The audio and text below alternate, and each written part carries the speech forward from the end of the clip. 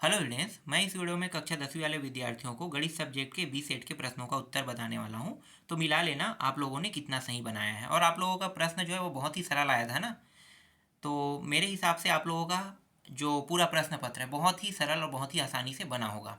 तो चलो प्रश्नों को अब मिला लेते हैं। बहुत ही सरल है ना। देखो अब पहला प्रश्न देख लेते हैं। देखो ये है साइन स्क्वायर 45 अंश। पहले 45 अंश का मान पता करना है। तो 45 अंश का मान कितना होता है? 1/2 होता है। और यहाँ पे कितना है? वर्ग है, तो इसका वर्ग कर दो तो कितना आ जाएगा? 1/2। तो देखो 1/2 कहाँ पे है? यहाँ पे है। ठीक है, तो इसका द आंसर रहेगा। जिन्होंने द आंसर लिया है उनका सही है। इसके बाद देखो चतुर्थांश को भी बताया था। तो देखो चतुर्थांश जो है वो चार चतुर्थांश होते हैं। तो ये जो माइनस है और ये प्लस है, ठीक है, ये दोनों प्लस प्लस रहता है। इसमें दोनों माइनस में रहता है, एक्स वाई दोनों माइनस में। इसमें एक्स प्लस और वाई माइनस में रहता है। तो देखो एक्स किस में है? माइनस में। तो देखो माइनस आ गया। और वाई प्लस में है, देखो किस में? इसमें। तो कौन से चतुर्थांश हुआ? ये पहला हो गया, ये दूसरा हो गया, ये तीसरा और चौथा। कौन से चतुर्थांश है? दूसरा। तो द्वितीय चतुर्थांश। ठीक, द्वितीय चतुर्थांश में लेना है। जिन्होंने द्वितीय चतुर्थांश लिया उनका आंसर सही है।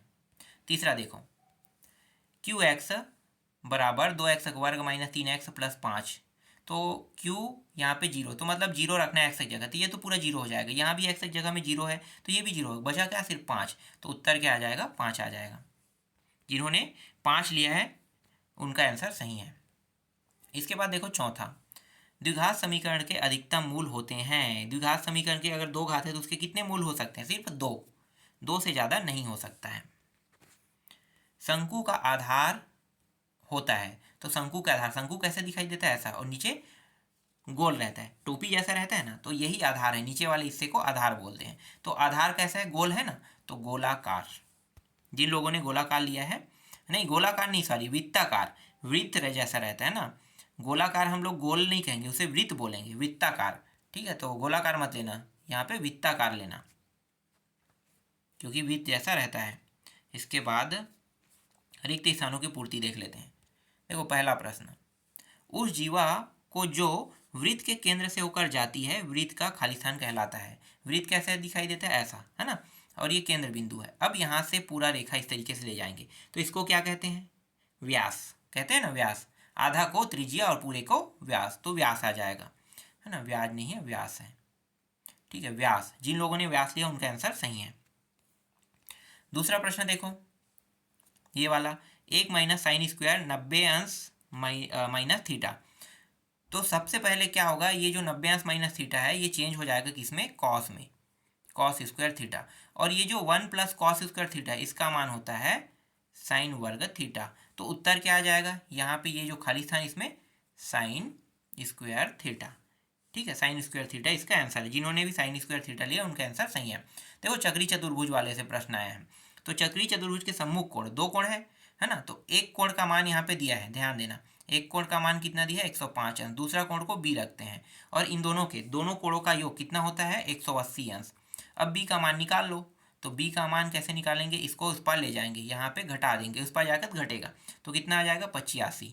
तो 85 जो है ये चक्री चतुर्भुज के जो सम्मुख कोण है उसका मान है। जिन्होंने भी 85 लिया है उनका आंसर सही है।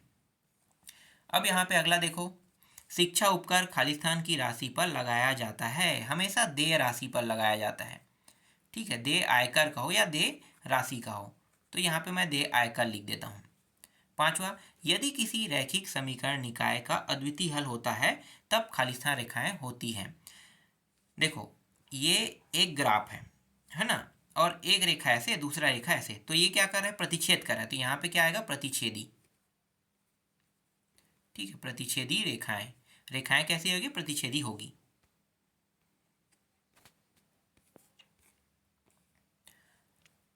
अब देखो सत्य असत्य देखो, है ना। दो विषम संख्याओं का योग सदैव सम होता है। चेक कर लेते हैं।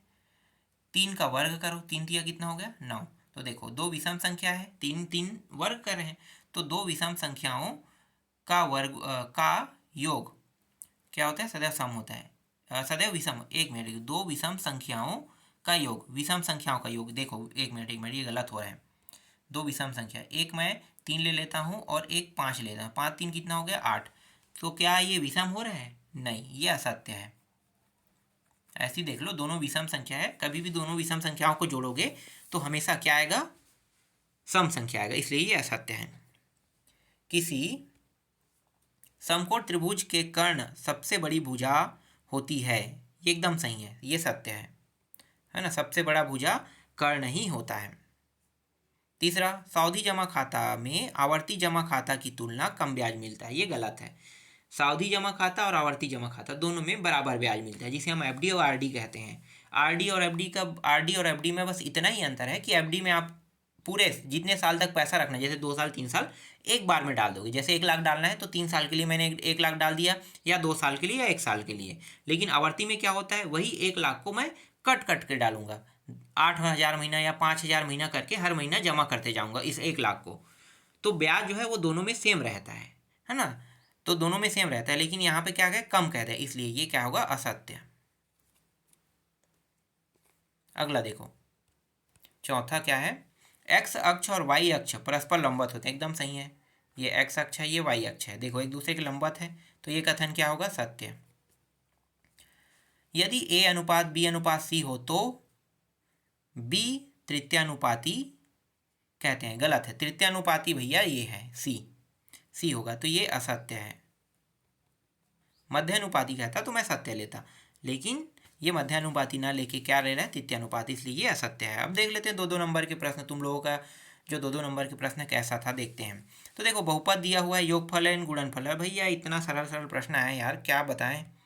देख लो, योगफल गुणनफल, ये हो गया बी, मतलब माइनस बी, तो -10 हो गया, और यहाँ पे 1, तो -10 आ रहा है यहाँ पे योगफल का मान, और गुणनफल का मान 24/a, तो सिर्फ 24 बस लिख लो, तो यही इसका उत्तर है, 10 - 10 और 24। ठीक है, आसान है। 2 नंबर में देखो, ये भी है, ये दोनों 1 1 1 1 2, इसका भी उत्तर 2 आ रहा है। ठीक है, मतलब इसका 2 आ रहा है। यहाँ पे देखो, इसको भी बताया था, है ना। तो समांतर माध्य निकालोगे तो क्या करोगे? देखो, ये कट गया, ये कट गया, 1 1 कितना हो? 2 करनी 2, और नीचे में 2 2 2 कट के सिर्फ √2 बस आएगा। बना होगा। ये तो सब प्रश्न एकदम आसान। देखो, ढाल प्रवणता वाला आ गया। देखो, यहाँ पे ढाल का है, और मैंने स्पेशली बताया कि ढाल और प्रवणता अलग नहीं है, ढाल और प्रवणता एक है। सूत्र आपको पता होगा। तो y2 का मान कितना है? 0, और इसका मान -2, फिर 5 और 1, तो 5 - 1, तो ये हो गया -2, और ये हो गया 5, तो -2/5 आ रहा है यहाँ पे ढाल। इसके बाद अगला देखो, माध्यिका वाला भी बहुत सरल है। कितना है भाई? इसे सबसे पहले गिनना है, 3 3 6 1 7, टोटल 7 है ना। तो सूत्र क्या है? n/2 + 1, तो 7/2, तो ये हो जाएगा, 1 मिनट ऐसा है ना, ये हो गया 7 और 1 8, है ना। तो 8/2 मतलब 4। तो चौथा पद में कौन सा संख्या बैठा है? सबसे छोटे को पहले लिखना है। तो देखो, सबसे छोटा पहला संख्या कौन हो गया? ये पहला हो गया। इसके बाद 28 के बाद 29 है क्या? नहीं है, तो 30 दूसरा संख्या। तीसरा क्या हो जाएगा? 31 तीसरा, और ये चौथा 33, तो 33 ही जो होगा इसका उत्तर होगा। एक बेलन के आधार की त्रिज्या 14 सेंटीमीटर, ऊंचाई 10 सेंटीमीटर, बेलन के संपूर्ण पृष्ठ का क्षेत्रफल। भाई ये बताया हुआ प्रश्न है, ये तो बना ही होगा। सिद्ध कीजिए कि किन्हीं 3 क्रमागत सम संख्याओं का योग हमेशा 6 का गुणज होता है। ये अध्याय 14 से है। ठीक है, अध्याय 14 के प्रश्नों को भी बताया था। अध्याय 14 के कौन कौन से प्रश्न पढ़ना है वो बता दिया था ना।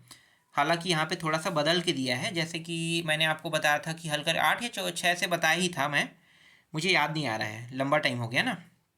इसके बाद देखो 9वां, यहाँ पे क्या बताना है भाई? यदि ABCD हो तो सिद्ध कीजिए। सिद्ध करना है मतलब इनके जगह में मान रखना है, AB या AD बना लो, AB बना लो, मान को रखना है तो हल हो जाएगा।